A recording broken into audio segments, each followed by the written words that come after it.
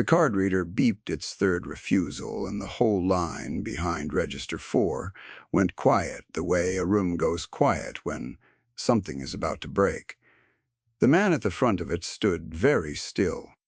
He was wide as a doorway, leather-worn, pale at the shoulders, a gray beard hanging to the second button of a flannel shirt, and his hands rested flat on the rubber belt as if he were holding it down. A gallon of milk sweated beside a loaf of white bread and a small foil tray of pharmacy insulin. The total on the screen read $41.16. The card had said no 3 times. Nora Vance watched his jaw work once, and then watched it stop. He did not curse. He did not slam the counter. He reached for the insulin first, the way a person reaches for the thing that matters most when the math has already been done, and he started to set it aside. That was the part that moved something in her chest, not the milk, the insulin. He was choosing what to keep alive. She had $11 in tips folded in her apron and a checking account that would not survive the week, and she tapped her own debit card against the reader before her brain finished arguing with her hand. The screen cleared. Approved. The line exhaled. The big man turned his head and looked at her for the first time, and his eyes were a tired, washed-out blue, and he did not say thank you, because some men cannot, and instead he asked her name. He nodded once like he was filing it somewhere, and he gathered his 3 things into one arm and walked out into a parking lot, going gold with 5 o'clock light. She did not know his name. She did not know what he rode. She did not know that the small foil tray she had just paid for would, before the month was out, rearrange every fixed thing in her life. She bagged the next customer's groceries and told herself it was $11 and the rest on a card, and that she would feel it Thursday and survive it. Pull back. The store was a Shaw Brothers market on the eastern edge of a flat industrial town called Cedar Hollow, the kind of town built around a freight line and a fertilizer plant, and not much else. Nora was 31. She had a narrow frame and dark hair. She kept in a low knot to stay inside the dress code, brown eyes that read older than her face, and a chickenpox scar at her left temple she touched when she was thinking. She had worked Register 4 for 2 years, and the deli before that. She rented half of a duplex 3 blocks off the highway, and she sent money, when there was money, to a younger brother named Eli, who was finishing his last semester at a state school 200 miles south, and did not know how close to the edge she lived. The store belonged, on paper, to a regional chain. In practice, it belonged to its manager, a man named Garrett Pruitt, who wore pressed shirts a half-size too tight and a watch that cost more than Nora made in 3 months. Pruitt had a way of standing behind the registers with his arms crossed, watching the drawers that made the cashiers feel like the suspects in a crime that had not happened yet. He counted tills to the penny, timed bathroom break. He had a binder of write-ups thick as a phone book, and a smile he used only on the district supervisor, and the camera in the corner of his office. Nora had learned to be invisible to him. Invisible was safe. Invisible kept the schedule full. She had a system, and the system had held for 2 years, and the system was the only thing standing between her and the thing she did not let herself name, which was that she was 1 bad month from nothing. The next morning, the bearded man came back. He came in at the slow hour, just after the breakfast rush thinned, and he did not shop. He walked to Register 4 and set a paper sack on the belt and pushed it toward her. Inside was $41.16 in worn bills, and a roll of quarters and a folded note in block capitals that said only, "For the food." "Thank you," under it. A name. The name was Dutch.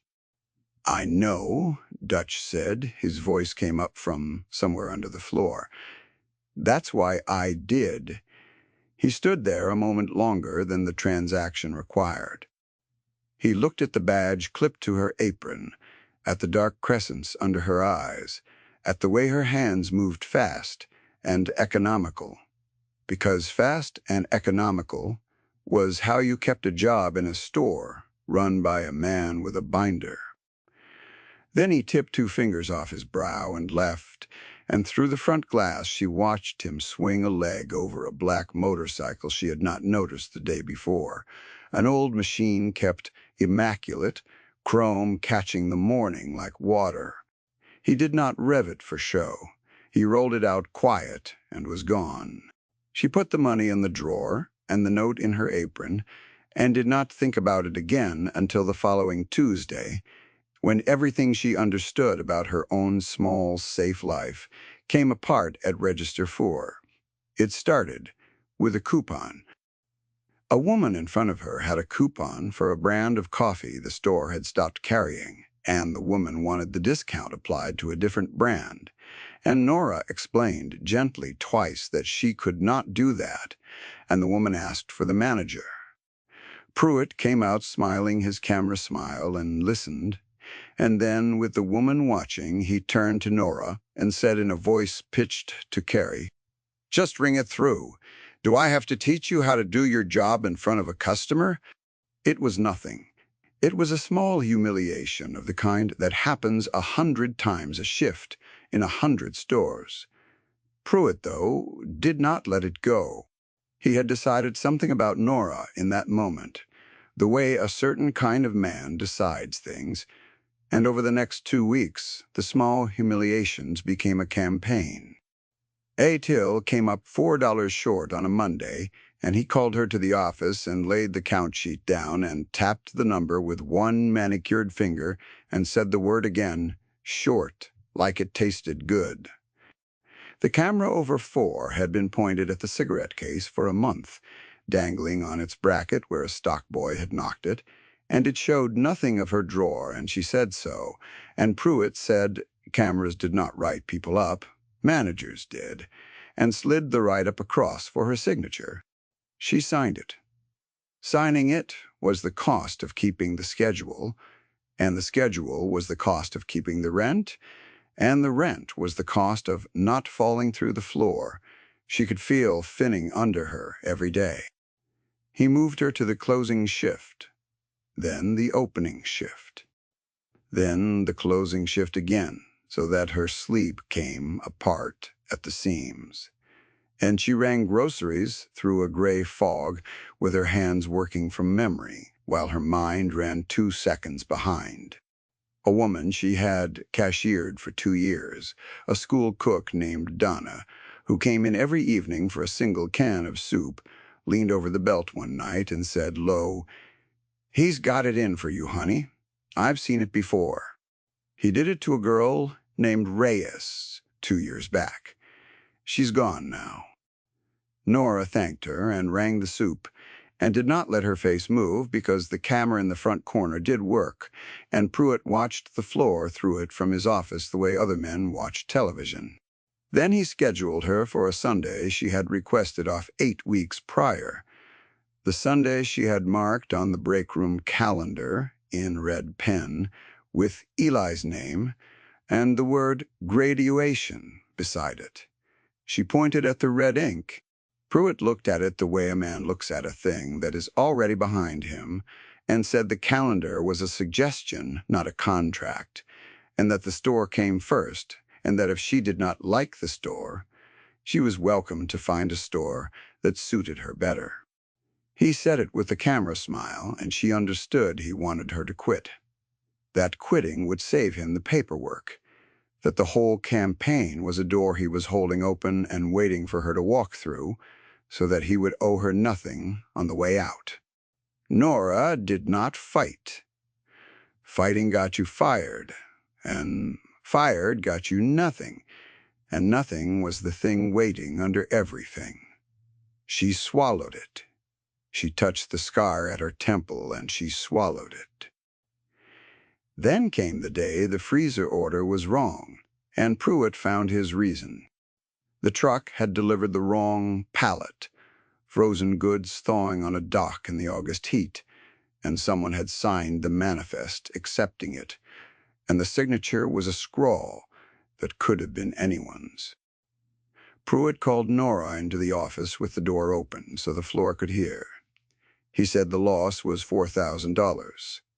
He said her signature was on the manifest. He laid a photocopy on the desk, and her stomach dropped, because the scrawl did look like the way she signed when she was rushing, a fast N and a line, and she could not say for certain she had not signed it, because the opening shift was a blur of 40 deliveries, the way Pruitt knew everyone did. $4,000, he said. I could terminate you for cause, no unemployment. Or he let the or sit there. Or you sign this, he said, and slid a second page across the desk, acknowledging the loss, agreeing to a repayment deduction from your wages, $200 a month, 20 months. And we forget the rest. $200 a month was the difference between making rent and not. 20 months was longer than she could see. And the loss was not hers. She was almost sure it was not hers, but almost sure does not hold up against a photocopy and a binder and a man who counts tills to the penny. She understood, sitting in that chair with the door open and the floor listening, exactly what was happening. He had found a way to own her. He would bleed her slow and call it mercy. I need to think, she said. You have until close, Pruitt said, and smiled his camera smile, and she walked back out to register 4 with her ears ringing. She did not sleep that night. She sat at her kitchen table with the duplex quiet around her and the highway hissing 3 blocks off and a single bulb burning over the sink. And she spread out the things that told the truth about her life, the rent envelope, the light bill. A folded note from Eli's school about a cap and gown fee she had not yet found the money for. She did the math she had been refusing to do for 2 years, adding and subtracting, on the back of the light bill with a pencil worn to a knob, and the math said she was finished. Sign the paper and starve. Slow, $200 a month bled out of checks that did not have $200 a month to give, until the rent envelope came up short some month and the duplex stopped being hers. Refuse and be fired for cause. No reference, no unemployment, a $4,000 freezer loss attached to her name in a town where everyone shopped at the same 3 stores and the manager of each one golfed with the others. There was no third column. She had been looking for a third column for 2 years, and there had never been one. She thought about Eli, who did not know how she lived, who thought the money she sent came easy because she had always made sure it looked easy, and about the graduation she was now going to miss, the folding chair in a hot gymnasium that would stay empty with her name on nothing. She picked up the pencil and set it down. She put her head down on the cool formica of the table, and she did not cry, because crying was a thing you did when you had the strength to spare, and she had spent the last of hers somewhere around midnight. She sat in the quiet until the quiet started to lighten at the edges, and then she got up and washed her face, and made a decision that had nothing left to lose underneath it, which is the only kind of decision that a frightened person can actually keep. In the morning, she did the only thing left. Before her shift, she drove out the frontage road to where she had seen the black motorcycle turn the second day, a low building she had assumed was a machine shop, cinder block, with a steel door and no sign, and a row of bikes out front lined up like a fence. She had passed it 1,000 times. She had never once thought about what it was. She sat in her car across the lot for 10 minutes with her hands on the wheel, and then she got out, because she had nothing left to protect, and she walked to the steel door and knocked. The man who opened it filled the frame. He was younger than Dutch, broad through the chest, head shaved, a single thin scar running through his right eyebrow, and the patch on his leather read Sergeant at Arms over a stitched insignia of a horned skull inside a gear. He looked at her the way a closed door looks at you. Lost, he said. I'm looking for Dutch, Nora said. Her voice came out steadier than she felt. I'm the grocery clerk. I bought his insulin. Something moved behind the man's eyes. He did not smile. He stepped back and held the door, and she crossed the threshold into a low, warm dark that smelled of motor oil and coffee and old leather, and the door shut behind her with a sound like a period at the end of a sentence. Inside, the building opened into a single long room. A scarred bar ran down one wall, salvaged church pews along the other, a pool table under a hanging lamp with a tear in the felt mended in black thread, and a wall of photographs and small brass plates. She did not have time to read, but would come to know later. Each plate a name, each name a man who had sat at the long table and did not anymore. The air was warm and close and smelled of motor oil and coffee and old leather, and under it something sweeter. She could not place and would learn was the wax they used on the tanks. Half a dozen men looked up from where they sat. None of them stood. None of them spoke. They simply registered her, the way men in a room like that register everything that comes through the door. And then they looked to the far end, because the far end was where the answer to her would come from.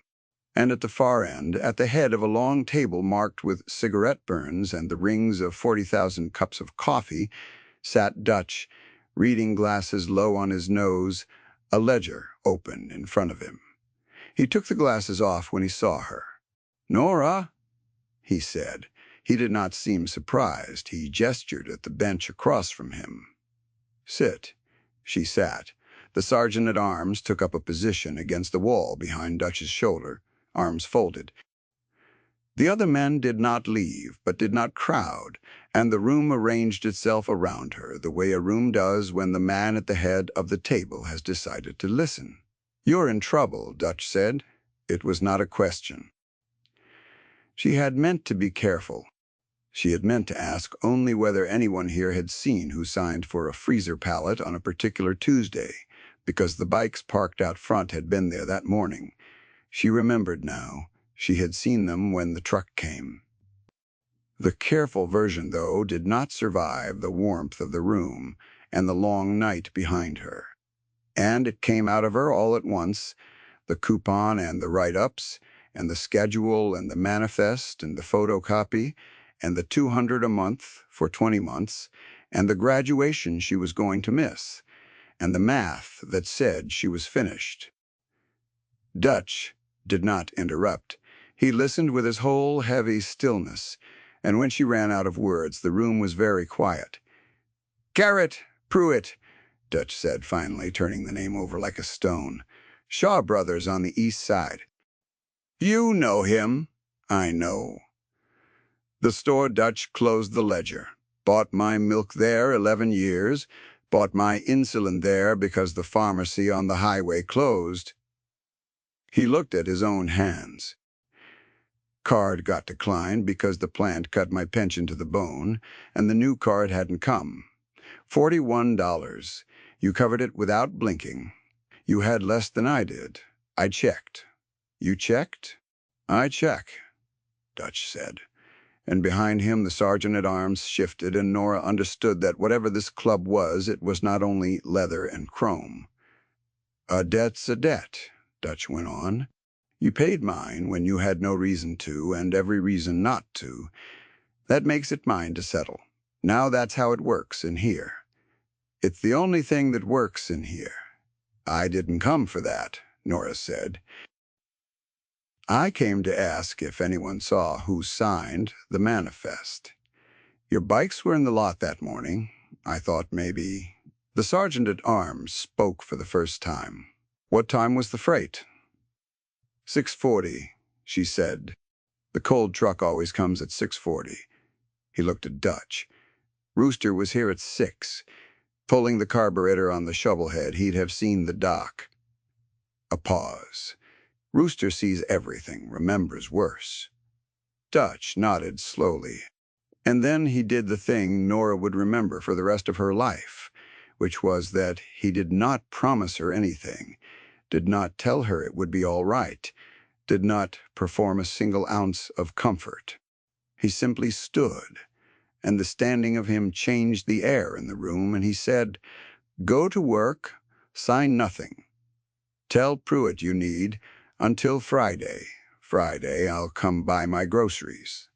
That was all. Go to work, sign nothing. Friday I'll come buy my groceries.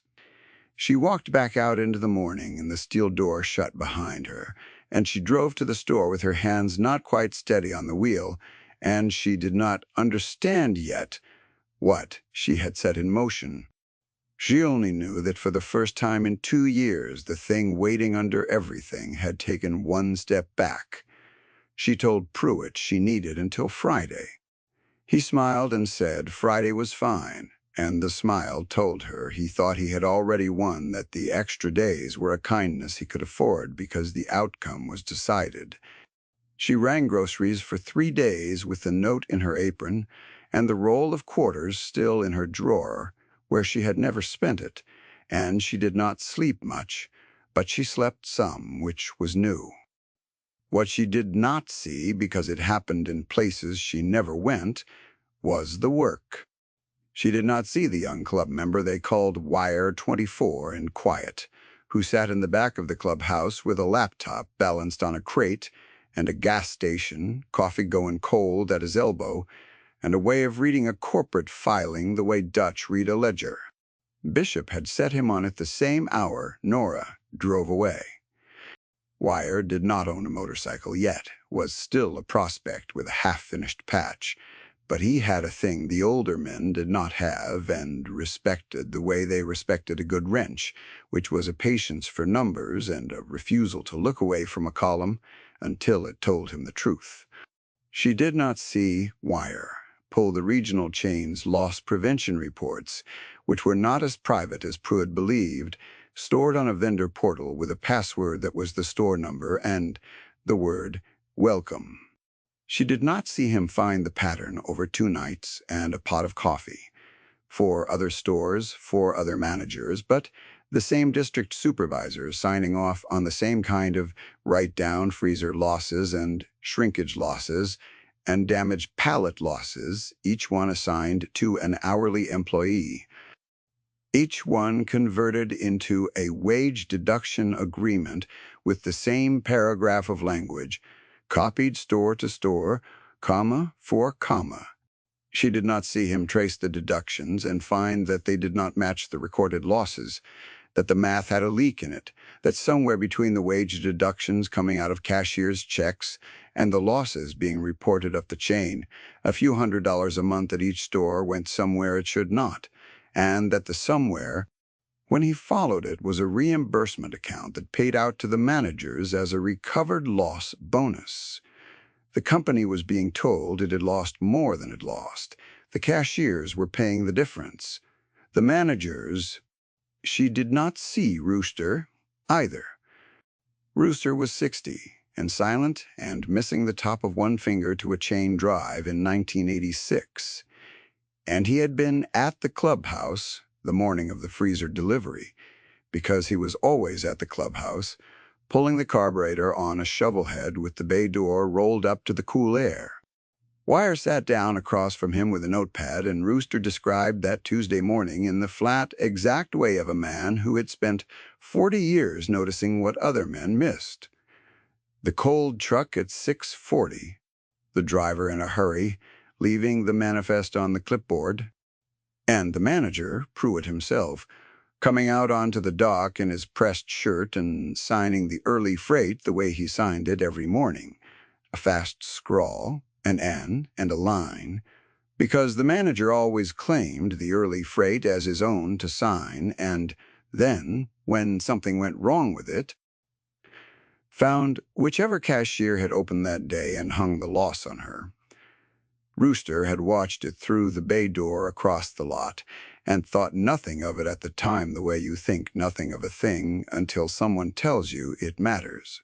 She did not see any of it. She rang groceries. She waited for Friday. Friday came in hot and flat. The afternoon light lay across the parking lot like poured metal. Nora was on register 4 when she heard it, and she heard it before she saw it. The way Dutch's machine had been quiet, but these were not quiet. A low rolling thunder that came up through the floor and the soles of her shoes, and the customers in line turned toward the front glass, and the bag boy stopped bagging, and Pruitt came out of his office with his arms already crossing. They came into the lot in formation. Not fast. That was the thing that stopped the breath in Nora's chest. They came slow and disciplined, 2 by 2, a long column of black machines rolling in off the frontage road and filling the lot rank by rank, chrome throwing the late sun in hard white bars. And they did not rev, and they did not shout. They simply arrived, more of them than she had known existed, until the lot that held 100 cars held instead 100 motorcycles, in perfect rows, and the engines cut one after another in a ragged falling wave until the silence that followed was louder than the thunder had been. The silence that swept through the store was immediate and suffocating. Pruitt's arms came uncrossed. Dutch came through the doors first. He had the gray beard and the washed-out blue eyes, and the leather worn pale at the shoulders, and now on the back of that leather Nora could read the full insignia, the horned skull inside a gear, and the rocker above it that named the club, and the rocker below that named the charter, and over the heart a small patch that said President. He was not a man who had needed her help. He was a man who had let her give it. Behind him came the sergeant-at-arms, and behind him, Wire with a flat envelope under his arm, and behind them the others, filling the front of the store in a wall of leather, not menacing exactly, just present, just immovable, the way a mountain is not menacing but you do not argue with it. Dutch walked the long way around past the bread and the canned goods, and he took a basket, and he put in a gallon of milk and a loaf of white bread, slow, like a man with nowhere to be, and he carried the basket to register 4 and set it on Nora's belt. "Afternoon," he said to her. "Afternoon," she managed. Pruitt found his voice. He came around the registers with his camera, smile bolted on crooked, and he said too loud, "Can I help you gentlemen find something?" Dutch did not look at him. Dutch looked at the milk going across the scanner. "She rang up my food once," he said, "to no one, to everyone. Card got declined. She covered it.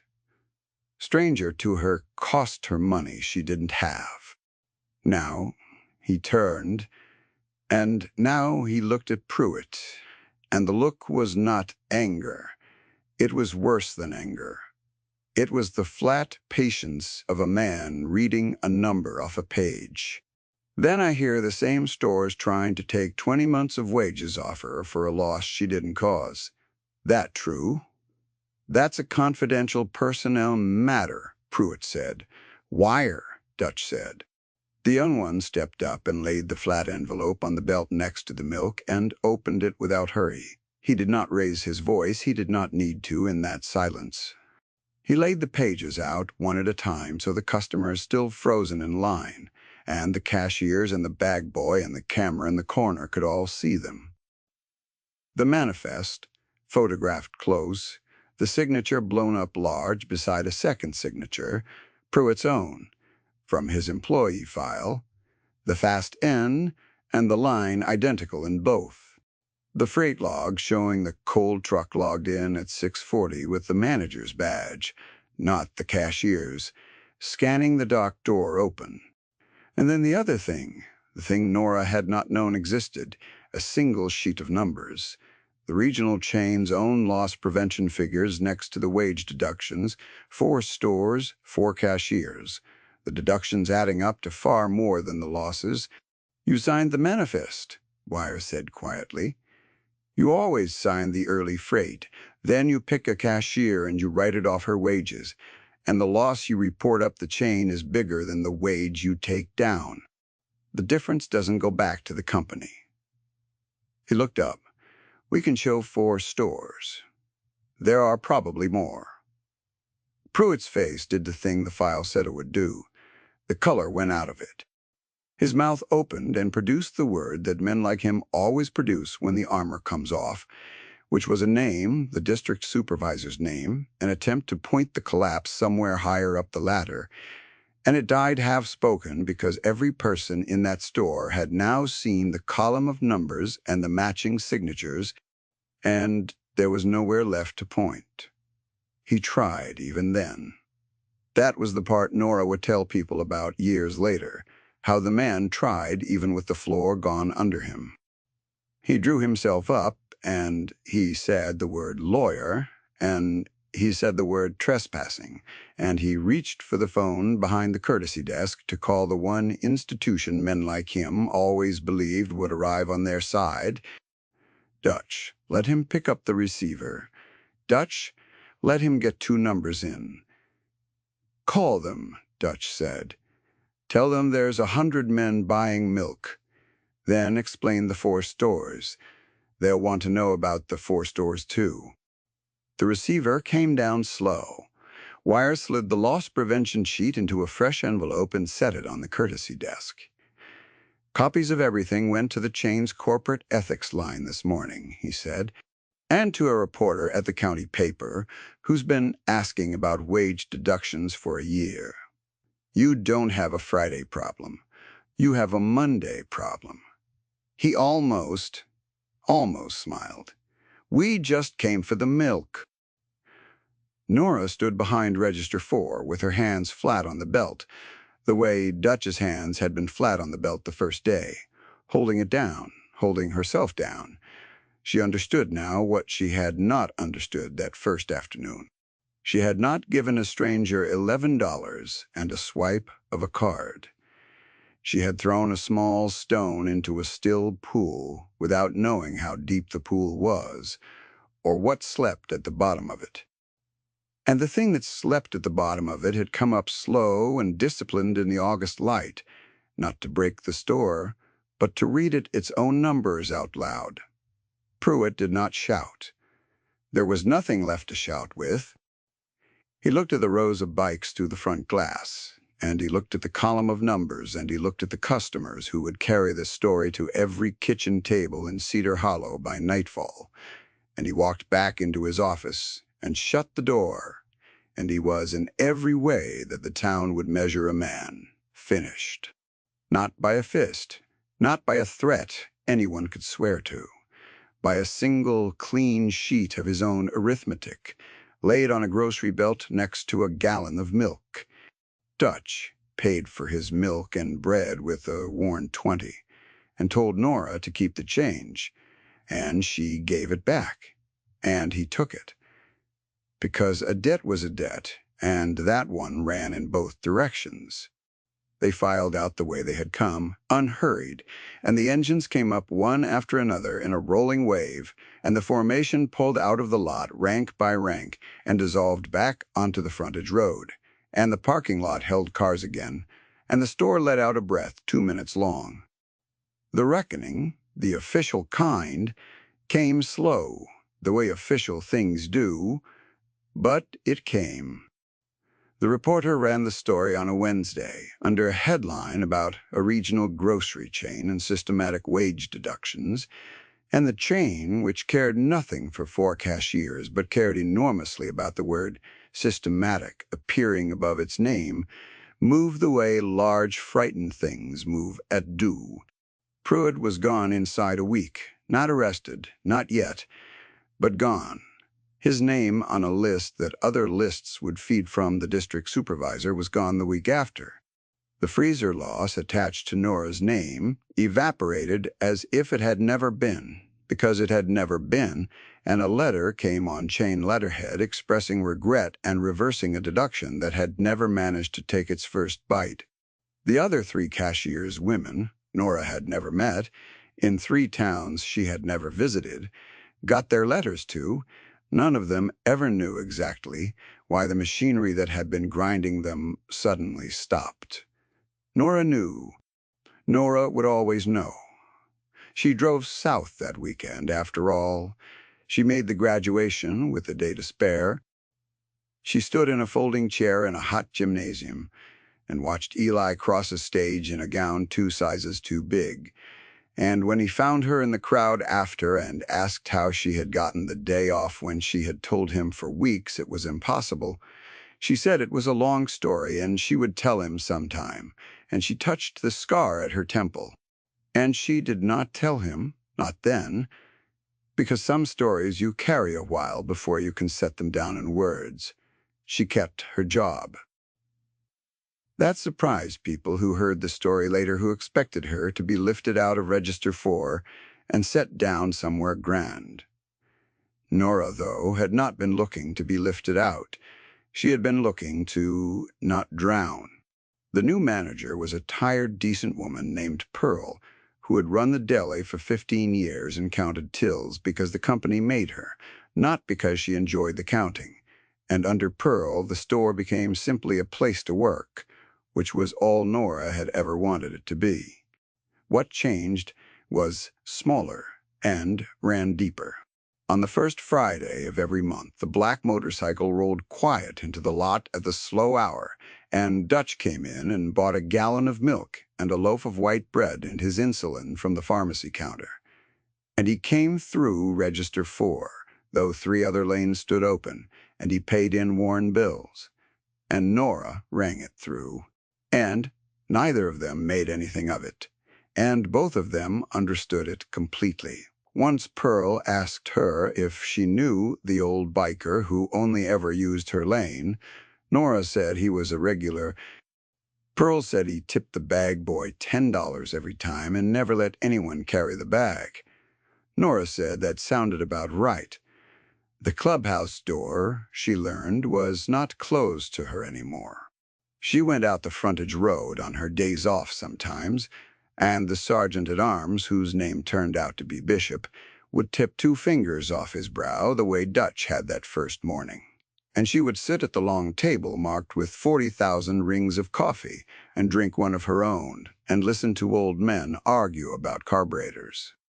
She never became one of them because she was not one of them, and they all knew it, and it did not matter. She was the grocery clerk who paid for the food. In that room, that was a thing a person could be. In that room, that was enough to be. On a cold morning the following winter, Dutch did not come on the first Friday. Bishop came instead alone and bought a gallon of milk and a loaf of white bread at Register 4 and paid in worn bills. And when Nora looked at him with the question already forming, he shook his head once before she could ask it, and said only that Dutch's heart had finally caught up with the rest of him, quiet in his sleep. Daw in a chair in the clubhouse with a ledger open in his lap. He said the funeral was Sunday. He said the club would understand if she did not come, that it was a long ride and a hard crowd. Then he set a small object on the belt next to the milk, a single brass plate the size of a playing card, of the kind that lined the clubhouse wall, and on it was stamped a name and 2 dates, and below them 3 words. The name was Dutch's given name, which she had never known until that moment, and the 3 words below it were the words he had left instructions to have stamped there, and they were, "For the food." She went to the funeral. She rode in the cab of Bishop's truck because she did not ride, and she stood at the edge of a hard crowd in a cold field, while 100 engines idled and then cut all at once into a silence she had heard once before, and she did not cry there either, because she still believed crying was a thing you did when you had the strength to spare.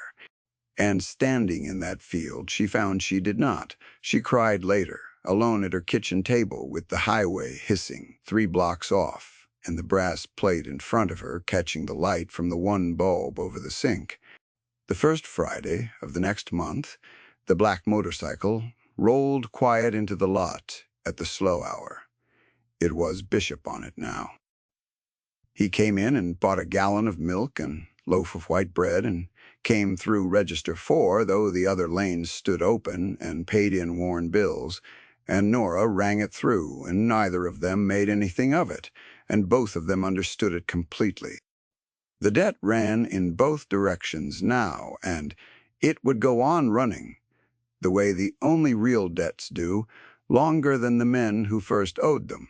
She kept the brass plate on the windowsill over the sink, where the morning light hit it first.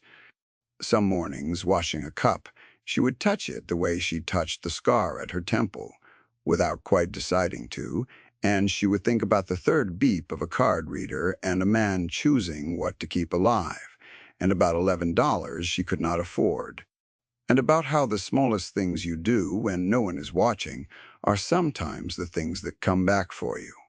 Slow and disciplined, in the gold light of an ordinary afternoon, she would set the cup in the rack, she would tie her apron, she would drive to work and ring groceries, an ordinary woman in an ordinary town who had once, without knowing it, thrown a stone into a deep pool and had her whole life answered.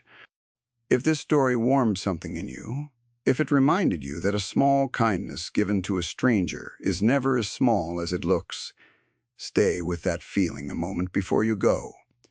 And, if you would, leave a word below for someone who needs to be reminded that it still matters. Thank you for listening.